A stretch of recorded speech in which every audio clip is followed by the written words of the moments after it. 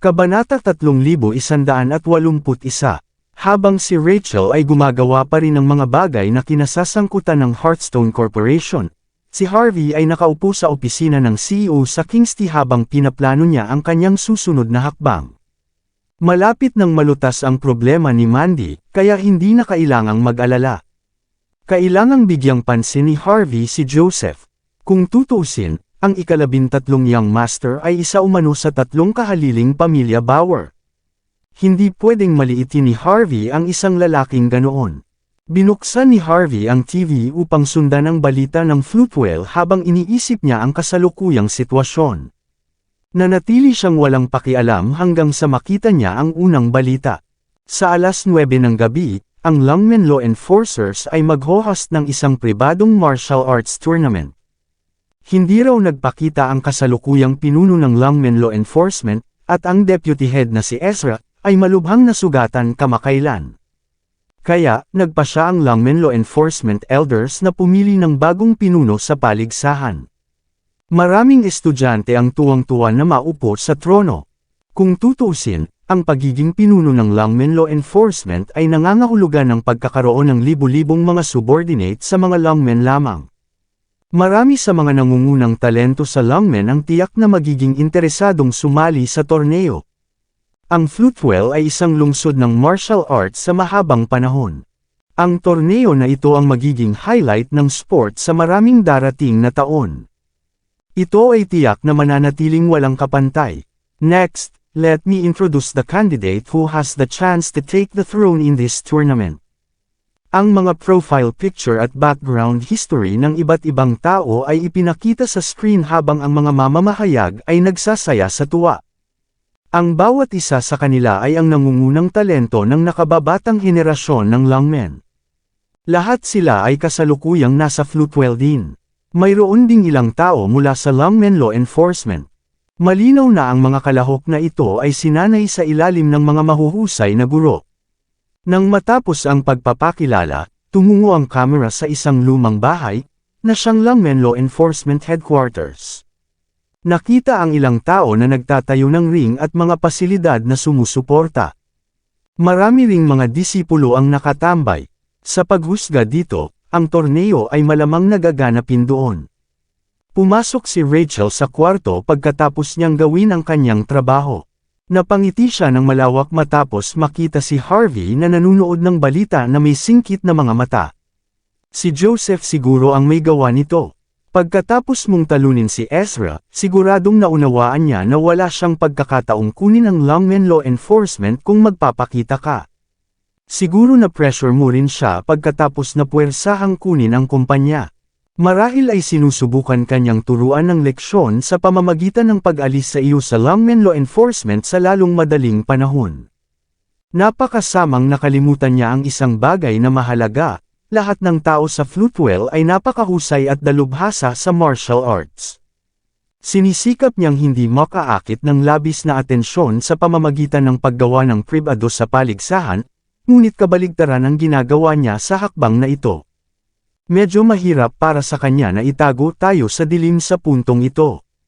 Si Joseph ay malamang nagamulong sa lupa sa kanyang bahay ngayon. Minamaliit mo siya, sagot ni Harvey. Batay sa kapangyarihan at impluwensya ni Joseph, kaya niyang itago ang lahat kung talagang gusto niya. Gayunpaman, nagpasya siyang ipahayag ang paligsahan ngayon sa pamamagitan ng TV, pahayagan at lahat ng uri ng media. Nais niyang malaman ko gusto niya akong pumunta. Kung tutuusin, gagamitin niya ang pagkakataong iyon para patayin ako. Inilabas ni Harvey ang kanyang telepono at nag-play sa news app. Ang pamagat ay natural na katulad ng ipinapakita sa TV. Napabuntong hininga si Rachel, hindi niya inaasahan na ganoon pala ang iniisip ni Joseph sa isang pribadong martial arts tournament. Hindi mo pa nakikilala si Joseph, hindi ba? Bakit ang layo ng ginawa niya para harapin ka? Humigop si Harvey ng kanyang black tea. Siya ay isang medyo masamang tao. Nasa listahan na ako ng assassination niya sa sandaling naging pinuno ako ng Longmen Law Enforcement. Sinisikap ng ika-13 Young Master na gamitin ang pagkakataong ito para pilitin ang sarili sa trono. At ang aking presensya ay isang hadlang sa kanyang mga mithiin. Sinisira ko ang kanyang kinabukasan na halos kasing sama ng pagpatay sa kanyang buong pamilya. Natural lang na awayin niya ako. Kumunot ang noo ni Rachel. Kung ganoon ang kaso, ang kanyang pinakamalaking kakumpetensya ay si Jeff at Harold Bauer sa halip. Nasa likod ni Jeff ang Elder Group. Sa 36 na pinuno ng sangay ng Lungmen, kalahati rin sa kanila ang sumusuporta sa kanyang pagbangon sa poder, mahinahong sagot ni Harvey. Si Harold naman, siya ang pinaka-pampered na tao sa pinakabatang henerasyon ng pamilya. Sa pangangalaga ni Lola Bauer, natural na pagmamayari niya ang karamihan sa pamilya Bauer. Sa kabilang banda, ang ika-13 young master ay lumitaw nang wala saan 6 na taon na ang nakalilipas. Siya ay sinasabing matagumpay na naisama ang maraming negosyo at kumpanya sa Floatwell sa maikling panahon, na nakipag-alyansa upang kontrolin ang tela ng merkado ng lungsod. Pero, ang pera lamang ay hindi sapat sa isang lugar na tulad nito. Dito, kapangyarihan ang ibig sabihin ng lahat. Kung gusto ni Joseph na labanan sina Jeff at Harold, kailangan niya ang lahat ng lakas sa pakikipaglaban na makukuha niya. Ang Lungmen Law Enforcer ay hindi lamang kabilang sa pamilya Bauer, ngunit mayroon ding mahusay na katayuan sa loob mismo ng Lungmen. Nagawa niyang labanan ang Elder Group at ang pinuno ng Lungmen. Siyempre, magiging interesado siya sa posisyon. Si Ezra ay parang nakatayo kasama si Jeff pero siya siguro ang binili ni Joseph. Pagkatapos kong makitungo kay Mitchell at maupo sa posisyong pinangarap ni Joseph magpakailanman. Talagang gusto na niyang mamatay ako. Kung tama ang hula ko, malamang na ilang daang tao ni Joseph na ang nakalagay sa tournament. Kung susulpot ako dun, tatalunan agad nila ako. Lalong nag-alala si Rachel. Then, pupunta pa ba tayo dyan? Siyempre, ngumisi si Harvey na may mapaglarong ekspresyon sa mukha. Nagsumikap si Joseph na maghanda ng isang malaking palabas para sa atin. Mabibigo natin siya kung hindi tayo pupunta. Ngunit may gusto akong malaman tungkol sa isang bagay. Hahawakan ba ni Joseph ang pagpatay ay ginawa sa sarili? O hihilingin niya sa ibang tao na gawin ito para sa kanya? Huminga ng malalim si Rachel. Ako ay gagawa ng mga pagsasaayos upang mapanatili kang ligtas. No need, mahinahong sabi ni Harvey. Dahil si Joseph ang nagtakda sa atin, dapat nating tanggapin ang kanyang pagkabukas palad. Ang Lungmen Law Enforcement ay ganap na nahahati, kaya gagamitin natin ang pagkakataon upang maibalik ito sa tamang landas. Kung tutuusin, marami pa tayong dapat harapin, wala tayong panahon na sayangin ang ating mga pagsisikap sa mga ganitong bagay. Huminga ng malalim si Rachel, nakikita niyang may malaking palabas sa gabing iyon. 9:00 ng gabi, lumitaw ang isang Maybach sa harap ng tahanan ng Lungmen Law Enforcement. Mahigpit na binantayan ang mansyon. 100 makaranasang alagad ng pagpapatupad ng batas ang ipinadala upang suriin ang buong mansyon at maingat na suriin ang pagkakakilanlan ng lahat. Pati na rin ang pagpigil sa mga tagalabas na makapasok sa loob, nais din nilang matiyak na walang makapagdadala ng baril para maiwasan ang pagdanak ng dugo. Pumasok si Harvey sa front door, kasama si Rachel. Nang ipakita niya ang Lungmen Law Enforcement badge, kusang loob na pinayagan sila ng mga disipulo. Matapos dumaan sa ilang checkpoints at maglakad sa napakalaking espasyo ng ilang minuto, narinig ni Harvey ang mahinang hiyawan, pagpalekpak, at pagsipol na umaalingaw-ngaw sa di kalayuan. Ang mga hiyawan lamang ay sapat na upang magalit ang sinuman para sa paligsahan. Hindi nagtagal, nakita ni Harvey ang isang malaking tansong pinto na may 12 alagad ng Lungmen Law Enforcement na may mga baril na nagbabantay. Naka-high alert silang lahat. Matapos kumpirmahin ang pagkakakilanlan nina Harvey at Rachel, binuksan ng mga estudyante ang pinto para sa kanila. Matahimik na ngumiti si Harvey bago humakbang sa pintuan. Sinadya niyang kumuha ng peking pagkakakilanlan para makadalo sa paligsahan sa araw na iyon. Kung talagang hinihintay siya ni Joseph, papasukin siya ng lalaki ng walang problema. Tila handa na si Joseph sa kanyang pagdating. Hindi mapakali si Harvey na isipin iyon. Pagkapasok niya ay dumungaw siya sa stadium na nasa harapan niya. Malaki ang stadium. Pagkatapos ng ilang pagbabago, halos 1,000 tao ang maaaring maupo dito. Lahat sila ay mga alagad din ng Lungmen. Bawat isa sa kanila ay tumingin sa ring na may nagbabagang pagsinta sa kanilang mga mata. Kakagawa pa lang ng ring sa gitna. May nakitang mga espada, sibat, at palakol na nakasabit sa paligid ng ring. Klang, klang, klang. Sa sandaling ito, 2 tao ang mahigpit na nag-aaway sa ring. Nakita ang mga kislap ng nagsasalpukan na bakal, at malinaw na nararamdaman sa loob ng ring. Tumangala si Harvey, at nakita ang isang malakas na lalaking kalahating hubad na may hawak na malaking espada na kalahati ng kanyang taas ay nakikipaglaban sa kabataan. Walang tigil na inihampas ng binata ang kanyang mahabang espada. Lumilitaw ang mga magaan na peklat sa katawan ng malaking lalaki sa tuwing ihahampas ng binata ang kanyang espada. Kalmado ang itsura ng binata. Laging kumikinang ang kanyang talam, at para siyang naglalaro. Marami sa mga mayayamang babae na naruroon ang lubos na nabigla sa kanyang kilos. Davian Hall! Davian Hall! Sigaw ng audience. Si Davian ang nangungunang talento ng nakababatang henerasyon ng Lungmen Law Enforcers, bulong ni Rachel kay Harvey. Balita ko kailangan pa ng 10 galaw para matalo laban kay Mitchell sa kanyang unang laban kay Mitchell.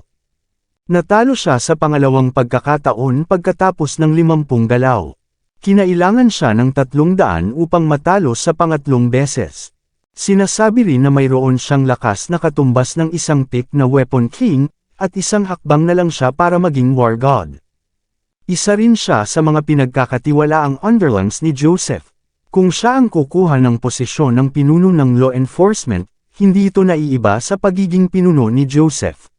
Bahagyang tumanggo si Harvey matapos marinig ang paliwanag ni Rachel. Sa mga tuntunin ng husay at intensity, si Davian ay itinuturing na halos walang kapantay sa mga nakababatang henerasyon. Malamang ay pinaglalaroan lang ni Davian ang kalaban niya ngayon. Kung hindi ay matagal nang bumagsak ang kanyang malaking kalaban. Matapos pag-isipang mabuti ang sitwasyon, tumingin si Harvey sa VIP area na nasa harapan niya. Isang linya ng mga tao ang nakaupo doon. May ilang matatandang nakaupo sa gilid.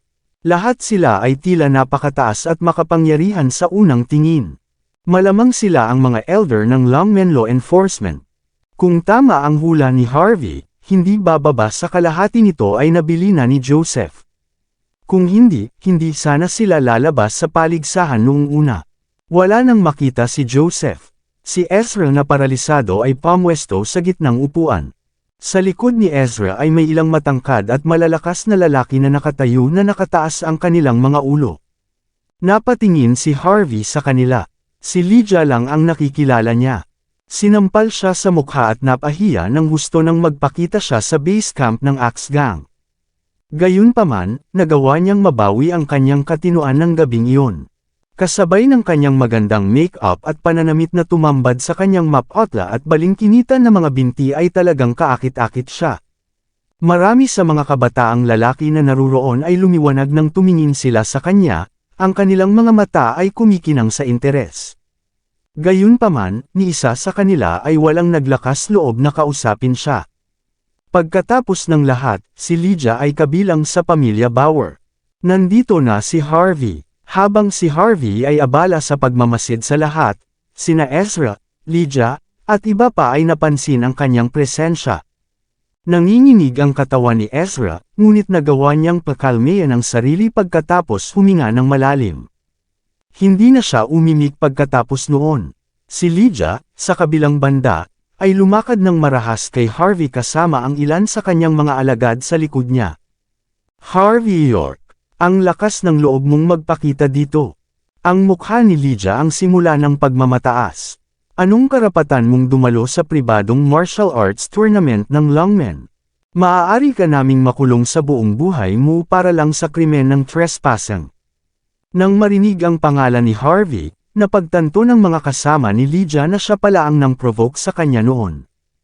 Malamig nilang tinitigan si Harvey na puno ng pang-aalipusta ang kanilang mga mukha.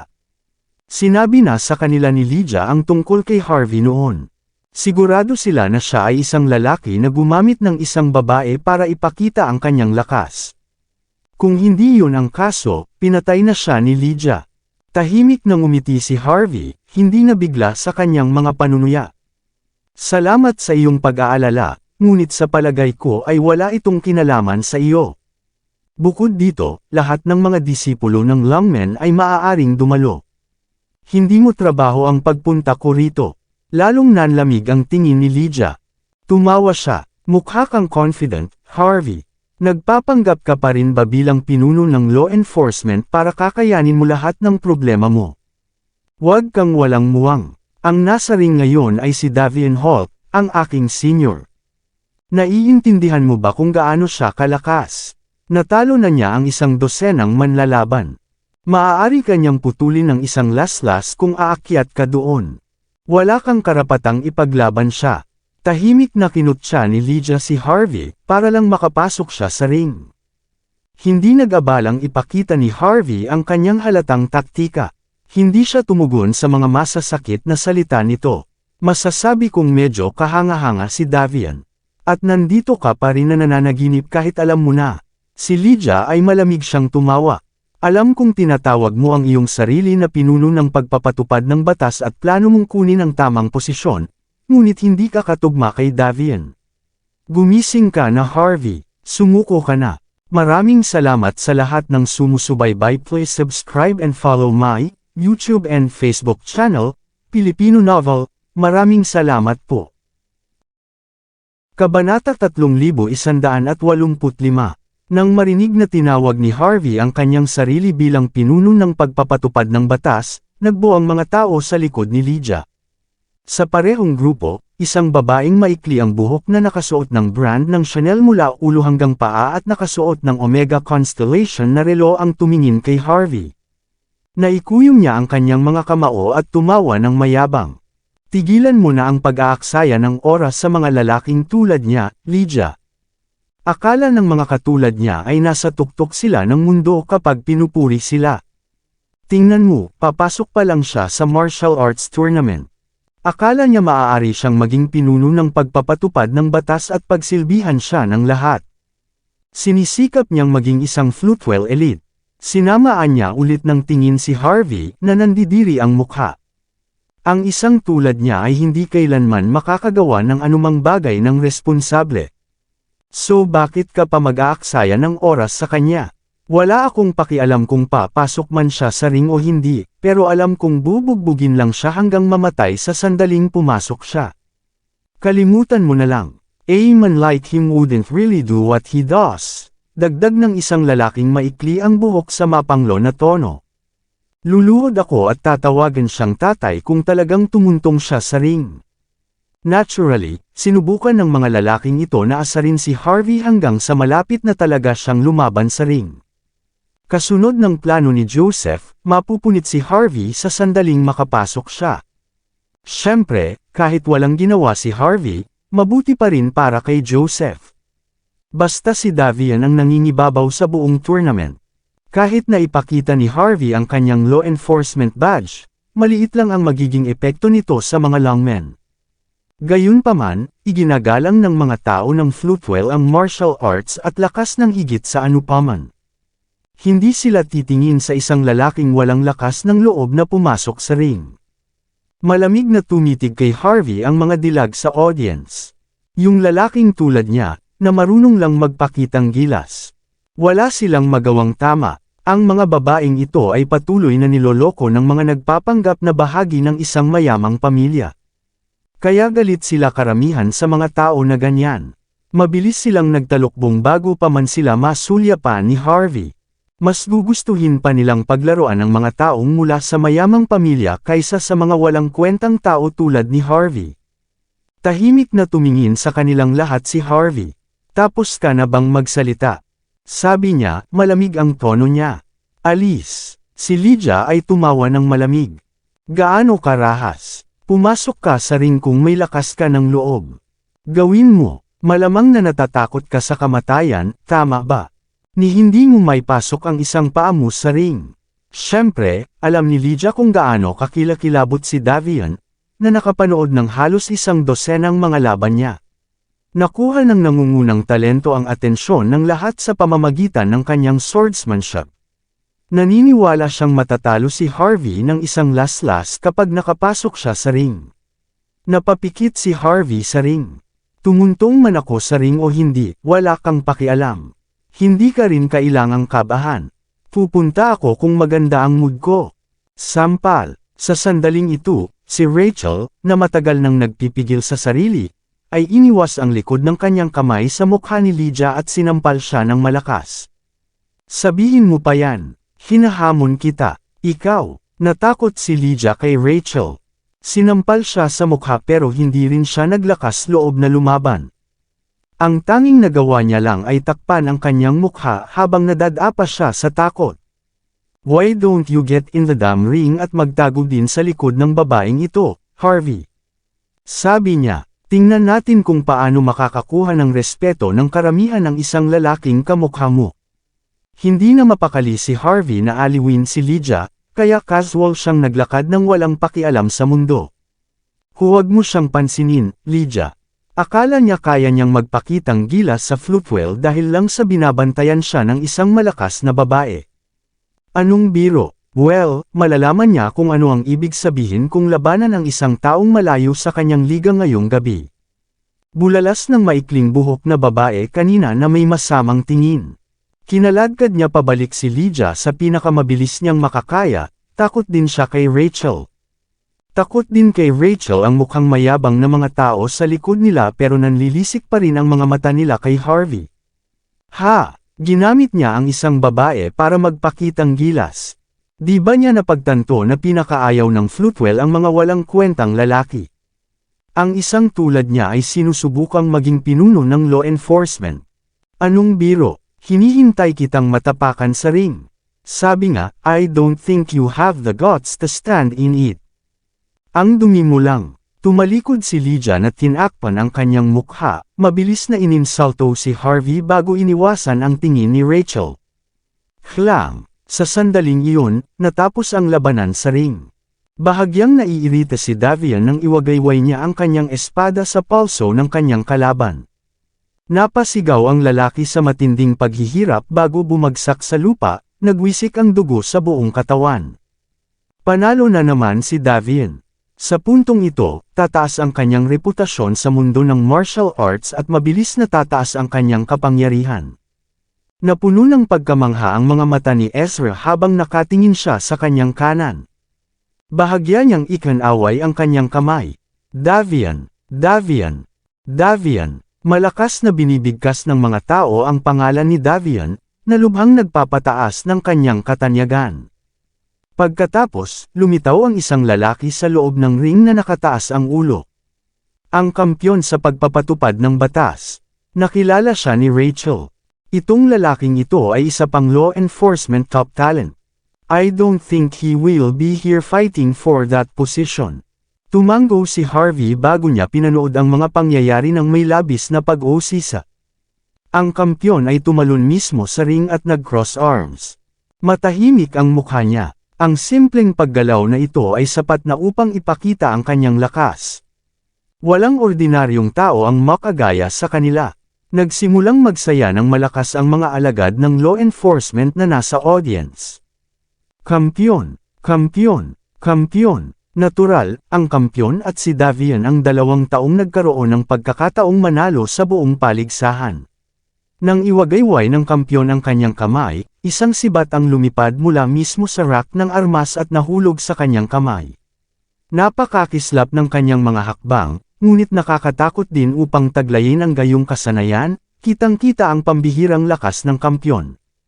Ang kampyon ay mahinahong ikinabot ang kanyang daliri kay Davian, tinutuya ang huli. Ang kanyang malamig at tiwala na kilos ay lubos na nagulat sa lahat. Ang mga kababaihan na malaking tagahanga ni Davian ay nagsimulang tumitig sa kampyon na may mga mata na infatuated. Nanginginig si Davian na mukhang walang karanasan na manlalaban habang hawak ang espada sa kamay. Napakalinaw ng kanyang layunin sa pagpatay. Pakiusap, Davian. Pagkatapos ay humakbang pasulong ang kampyon. Biglang may narinig na malakas na pagsabog.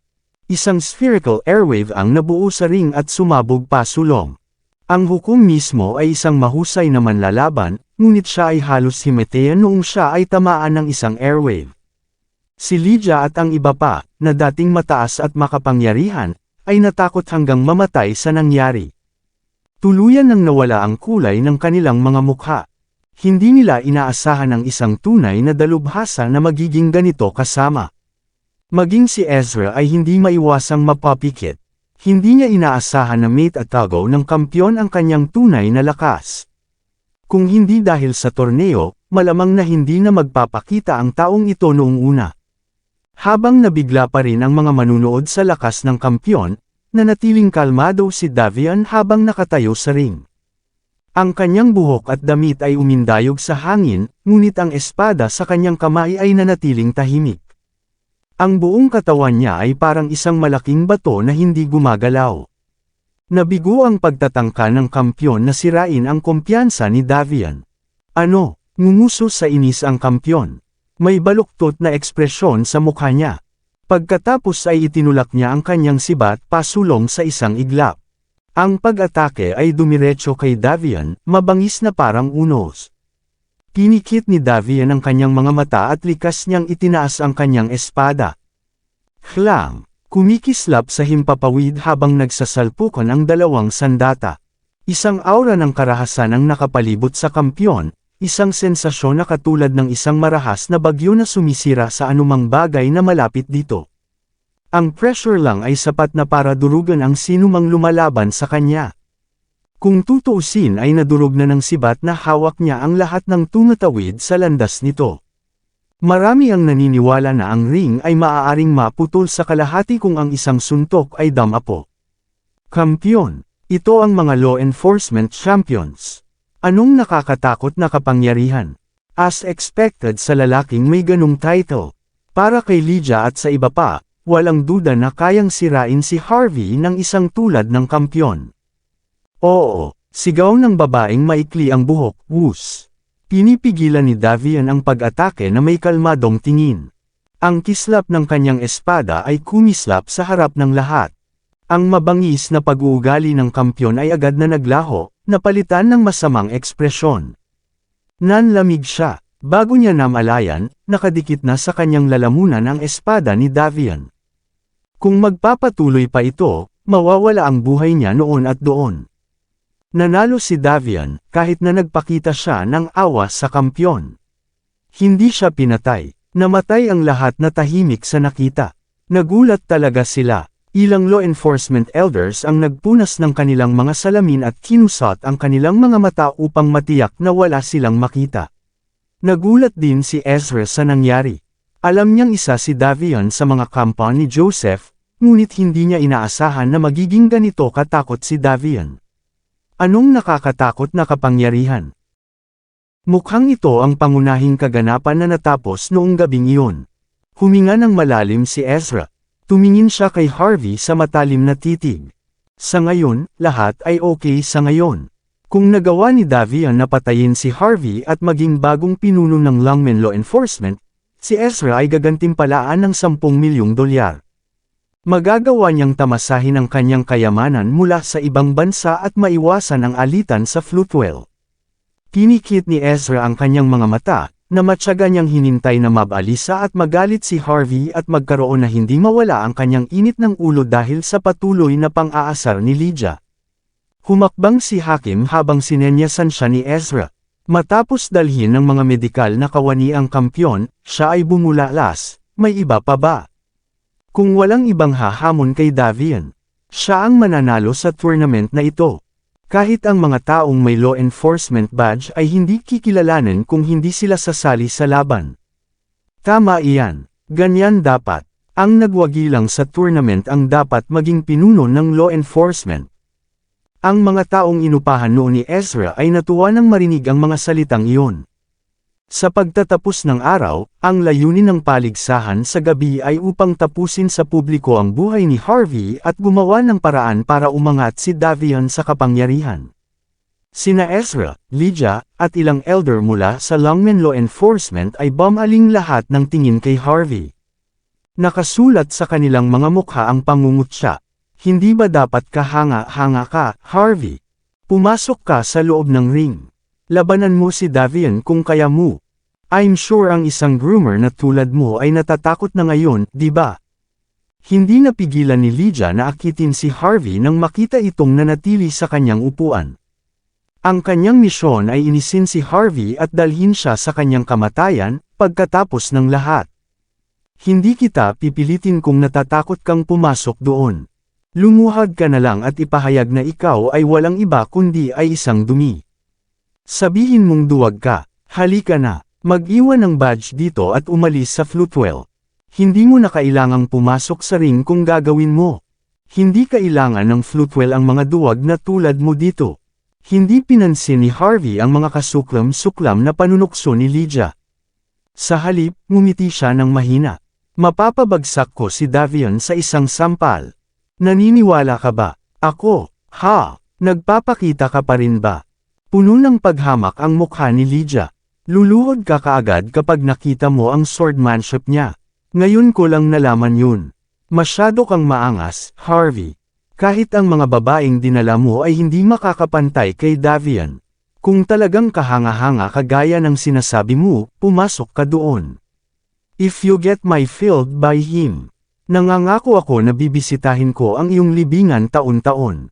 Sinamaan ng tingin ni Lydia si Harvey, na namumula ang mga mukha nila sa panunuya.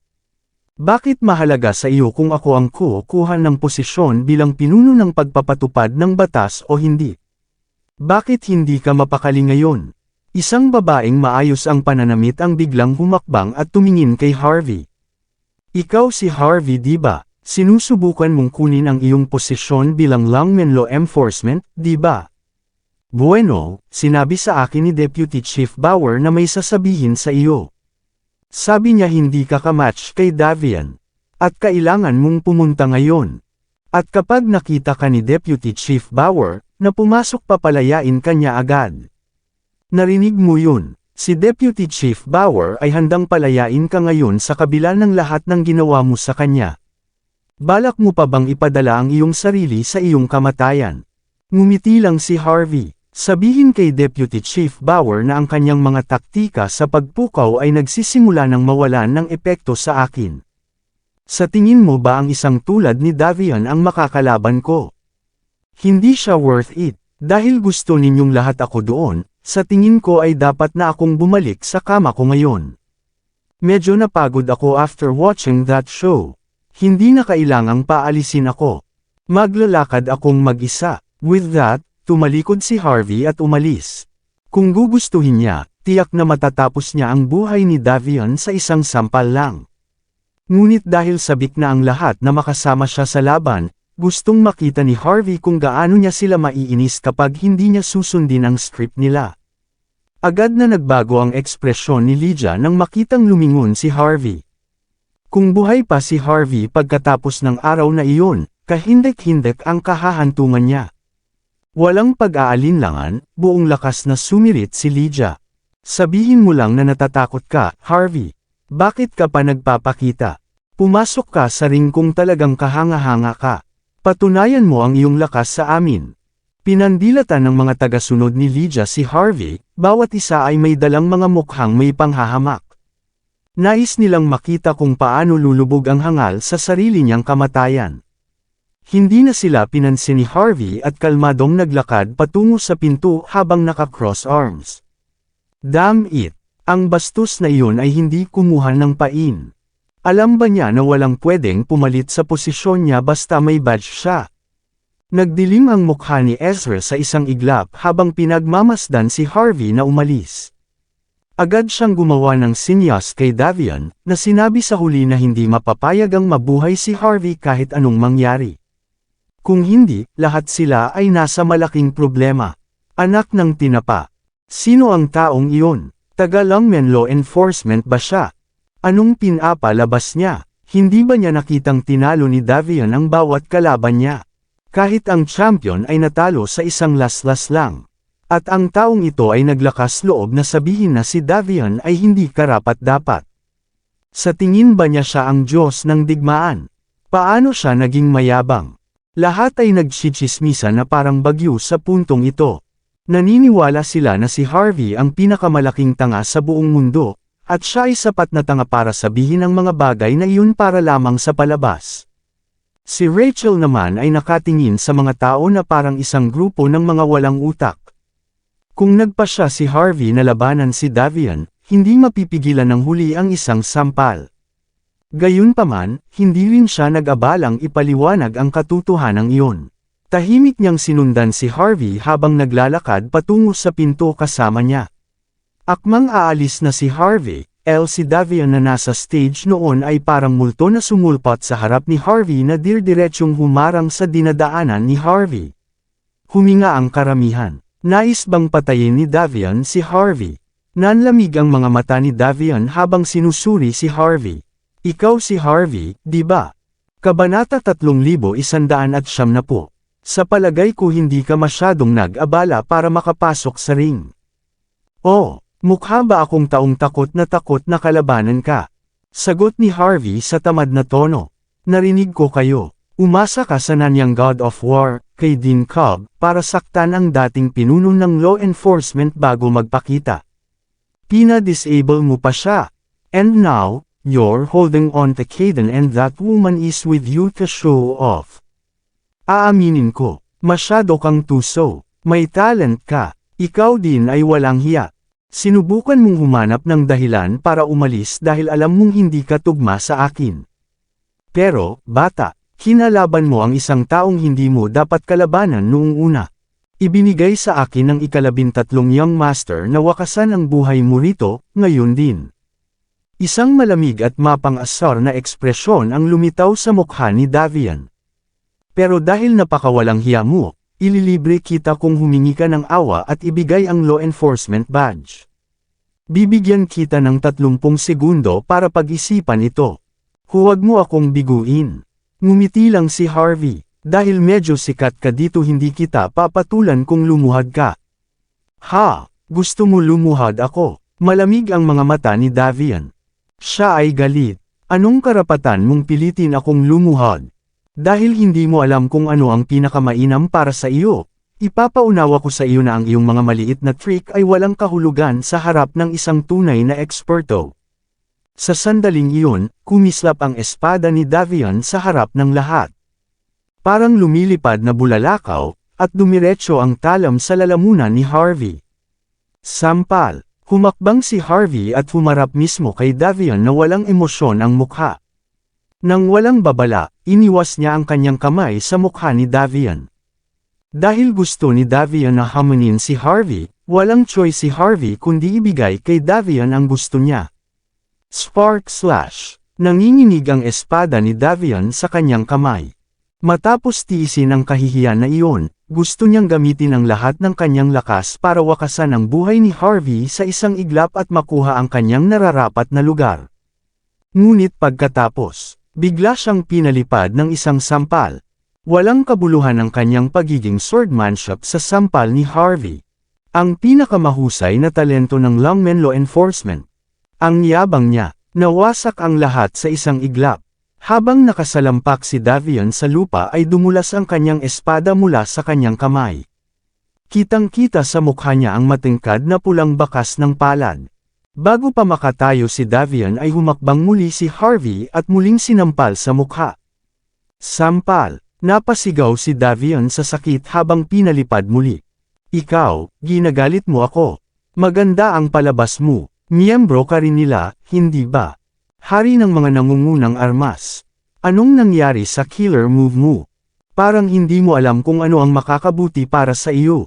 Patuloy na nagsasalita si Harvey, at sinasampal si Davian ng walang awa sa buong oras. Simple lang ang sampal pero sapat na para mapongol si Davian sa sakit. Nadadapa lang si Davian ng mga sandaling iyon. Sampal. Sa tingin mo ay karapat-dapat ka para patumbahin ako. Sa tingin mo matuturuan mo ako ng leksyon. Sa tingin mo kaya mo akong ipaluhod. Bilang isang alagad ng Longmen Law Enforcement, hindi mo lang itinataguyod ang batas, kundi pinapatakbo ka pa para sa ilang mga tagalabas. Dahil sa mga taong tulad mo, ganap na nasira ang organisasyong ito. Mga dumilang si Ezra, pati si Mitchell. Wala kang pinagkaiba. Bawat isa sa inyo ay dumi. Pinapahiya niyo ang buong dam organization. Dugo ang lumabas sa mga butas sa mukha ni Davian. Siya ay galit. Siya ang nangungunang talento ng Lungmen Law Enforcement. Malapit na siyang maging Diyos ng digmaan. Gayunpaman, siya ay sinampal at nawala ng anumang lakas para lumaban. Wala siyang pinagkaiba sa isang patay na aso. Kalimutan ang pag-iwas, hindi man lang amapekto ang kanyang tinatawag na killer move sa sampal ni Harvey. Ito ay talagang nakakahiya.